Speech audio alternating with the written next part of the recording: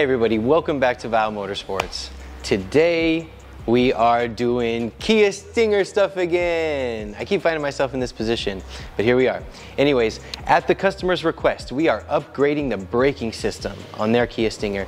I believe their Kia Stinger is more of the basy level, sort of entry level, the 4-cylinder model that comes with like the basic brake package. This driver is looking to take their Kia Stinger from just GT line to GT2 line with their braking system.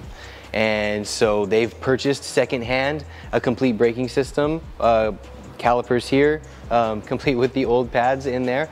We're going to be removing those and putting new pads in. Customer also provided us with both brand new front and rear rotors, brand new front and rear pads, and we have some steel braided brake lines that we're going to be attaching to these calipers. So let's get into it.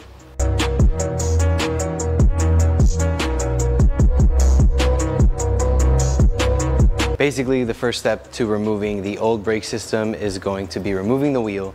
Once we've got the wheel removed, we're going to want to go ahead and, since we are upgrading the brake lines and the calipers on this system, we're going to have to disconnect the brake lines from the calipers.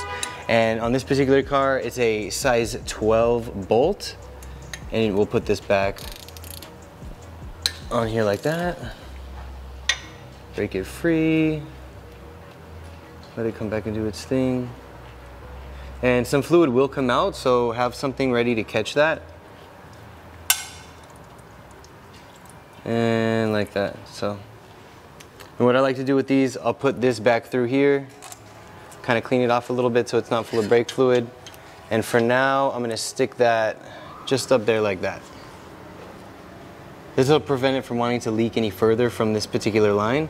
And then just let this drain a little, and then we'll get to work on removing the actual caliper. Babe! I need someone to take this joint out of my mouth. I got you. You got me? Yeah, I got you. Okay. If you know where this bolt goes, then you've already removed the caliper, just like we have here. If you look back here, you'll see that there's two bolts exactly the same that hold the caliper onto the knuckle here and here. Once these are removed, you can go ahead and remove the entire caliper, and since you've disconnected the brake lines, it'll come right off. Now what we're gonna have to do is remove the rotor. So what I'm gonna do here is, looks like there's these two Phillips head screws that are holding it in. Gonna remove that like that, and hopefully it just shakes free. Never usually does. Guess we'll grab the rubber mallet for this one. Customer has supplied us with new rotors, so I have no fear that I will face any repercussions for destroying these rotors. So the dead blow rubber mallet wasn't working, and so I'm gonna get more ambitious and try it with this hammer.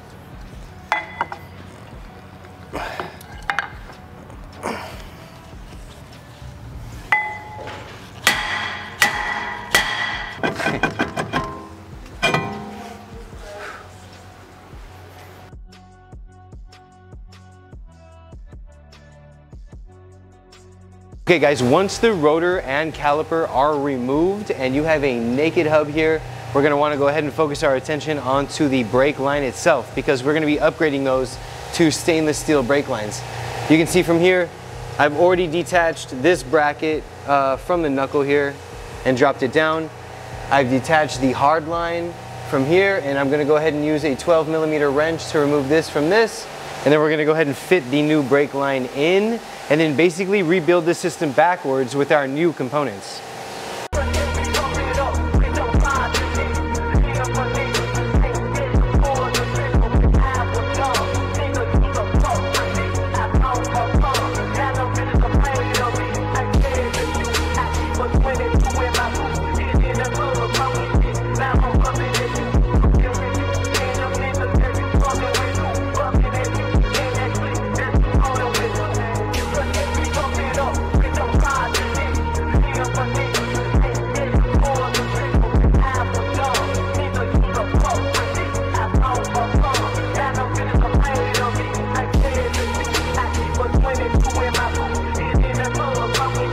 Okay, and like I said before, you basically rebuild the system backwards. So take your rotor, Put that on, put your caliper, put that on. It's a lot easier to attach your brake lines to your calipers when the caliper is mounted to the car. If you see here, basically what we did was that we put the rotor on, we put the caliper. While the caliper and the rotor were in there like that, I went ahead and before I attached the brake line, I pushed the pistons back to relieve the fluid that was inside of the caliper, put new brake pads inside the caliper, and then fitted the brake line right here, the new stainless steel braided brake line. And then I tightened everything up, and that's basically how you do that in the front.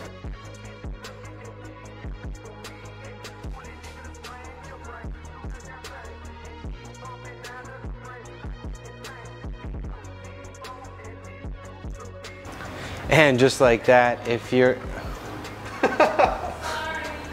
What do you need? And just like that, if you're doing this at home and you're following this video, then you realize how easy that was. Everything's just gonna mate back up with the OEM stock locations for everything because all the parts are compatible. So as you can see here, we've got the new rotor on, we've got the new caliper on, we've fit the caliper with new brake pads. As we did put a brand new rotor on, we want to put brand new brake pads so they can begin to set into one another, and both of them have great long lives and performance. We've also upgraded with the stainless steel brake line on this car, and everything feels really nice and solid.